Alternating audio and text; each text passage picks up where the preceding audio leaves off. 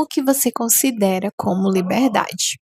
É poder decidir sobre diferentes coisas que envolvem ali áreas da sua vida, ou simplesmente desistir ali de uma ideia quando ela não fizer mais sentido. O livro A Insustentável Leveza do Ser, ele trabalha a ideia ali entre a diferença entre leveza e peso. E ele vai explicar então pra gente, né, o que seria a diferença desses dois conceitos através de dois personagens diferentes. Mas antes de entrar no conceito sobre peso e leveza, o autor ele apresenta pra gente uma ideia central que moldaria ali a narrativa dessa história, que é o conceito do eterno retorno, que foi fundamentado ali pelo Nietzsche. O conceito de eterno retorno, ele trata a seguinte ideia. Imagina ali, se tudo que nós vivemos fosse vivido somente uma única vez, né? Como é que você viveria sua vida então? Viveria ela de forma leve, sem nenhum tipo de preocupação, ou aceitaria o peso que a responsabilidade ela carrega? Qual que seria a sua escolha? Bom, o conceito de leveza ele é representado pelo personagem Thomas.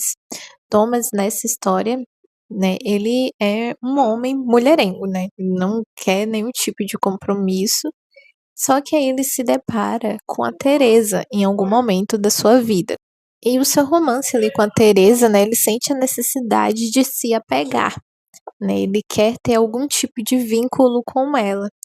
Só que ele acaba descrevendo ali isso, né, essa ideia, esse apego que ele tem por ela, como algum tipo de compaixão, como se ele se compadecesse dela e quisesse se aproximar, né, para suprir as suas dores, enfim, para estar ali do lado dela. Só que ao mesmo tempo ele não consegue controlar o seu instinto ali de ser mulherengo.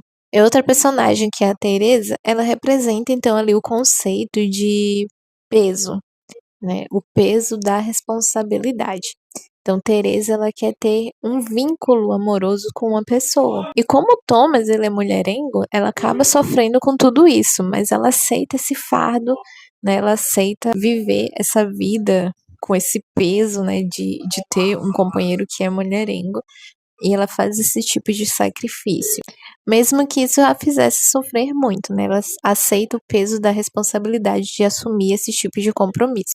E a vida desses dois personagens muda completamente quando eles precisam sair da cidade e viver uma vida no campo. Só que essa decisão de sair da cidade, ela vem porque o Thomas, ele acaba sendo perseguido pelo governo ali da época. Então, esse livro aqui, ele vai representar o que seria a vida das pessoas enquanto estava ali o regime da Primavera de Praga. A gente vai acompanhando alguns recortes aqui nessa história, né, que representam o que seriam essas perseguições que as pessoas enfrentavam ali diante do governo ali da época.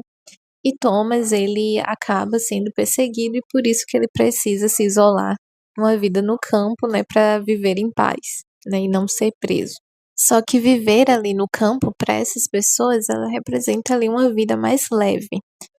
Só que leve no sentido de viver de uma forma mais tranquila, mas ainda existe ali o peso da responsabilidade, né, dos nossos compromissos diários.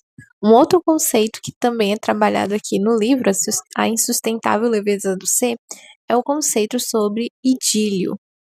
O idílio, ele representa ali uma ideia de uma fantasia, né? Um mundo longe de conflitos, onde tudo é puro e belo. É como se fosse um paraíso, onde tudo é harmonioso e bom. O Kodera, ele faz uma associação aqui nesse livro ao Jardim do Éden. E quando ele fala sobre essa ideia de idílio, ele representa no sofrimento de um cachorro, o cachorro Karenin. É um cachorro em que a Teresa, ela cuida, né? Ela se apega muito àquele cachorro, até porque ela cuidou dele desde quando ele era pequenininho. E quando ele tá ali nos seus últimos momentos de vida, o autor, ele traz essa reflexão ali do que seria o idílio na representação desse cachorro. E ele vai um pouco mais a fundo, né? Quando ele fala sobre o Jardim do Éden, trazer essa ideia de algo puro e bom, ele fala que os cachorros, ele ainda tem essa pureza de quando eles viviam lá no Jardim do Éden. Então, como eles não foram expulsos como os seres humanos, eles não comeram do fruto proibido, né? Então eles não têm a ideia sobre do bem e do mal que os seres humanos eles tiveram ali após, né, consumir aquele fruto. Uma outra ideia que o autor ele trata aqui no livro é a ideia do kit.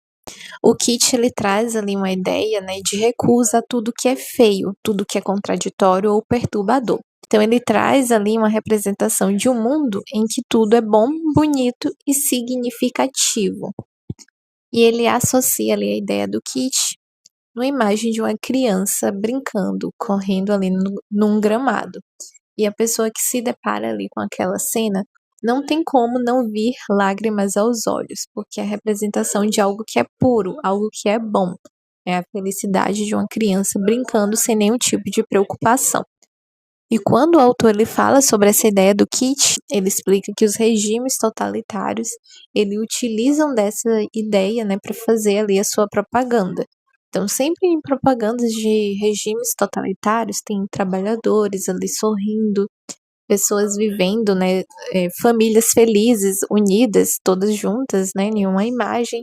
É uma idealização de um mundo realmente bom e puro, onde as coisas funcionam de forma harmoniosa. E o autor ele também introduz ali uma outra personagem, que é a Sabina. E ela foge de tudo que é sentimental demais, né? Tudo que é performático demais.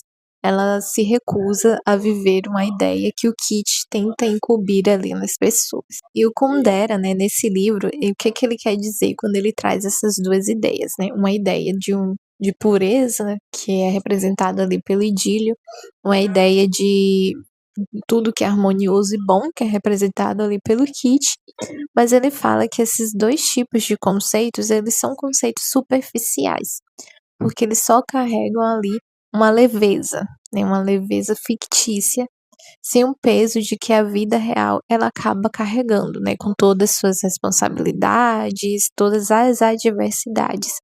E o Kundera, ele então sugere que a única alternativa, né, que foge desses dois conceitos é viver uma vida comum, sem nenhum tipo de apego de que as escolhas elas são boas, de que você está fazendo algo realmente bom. E é por isso que o livro ele acaba terminando ali no silêncio rural, né, de uma vida simples, uma vida longe de conceitos épicos, longe de grandiosidade. É uma vida singela. E para quem vai ler esse livro pela primeira vez, tenham em mente de que em alguns momentos o autor ele vai fazer algumas divagações filosóficas. Então talvez a sua experiência de leitura seja afetada por essas divagações. Possa ser que seja. Em alguns momentos eu precisei parar a leitura do livro para tentar entender toda a ideia que o autor ele estava tratando ali naquele momento.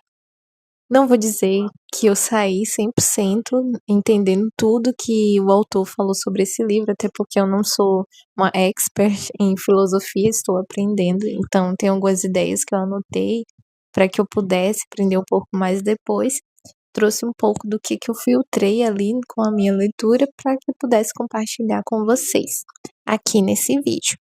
Quem já leu essa história, por favor, comenta aqui quais foram as ideias que mais chamaram a atenção ao ler esse livro. Vamos conversar um pouco aqui nos comentários, né? É sempre bom ter esse tipo de interação, esse tipo de participação por aqui também, até porque dá para que eu consiga também aprender junto com vocês, né? Conceitos que acabaram ficando ali de fora dessa minha primeira leitura. E antes de finalizar, gostaria de agradecer quem chegou até o final. Muito obrigada. Fiquem por aqui. Quem ainda não se inscreveu, se inscreve aqui no canal e acompanha os próximos vídeos que virão. E até a próxima. Tchau, tchau.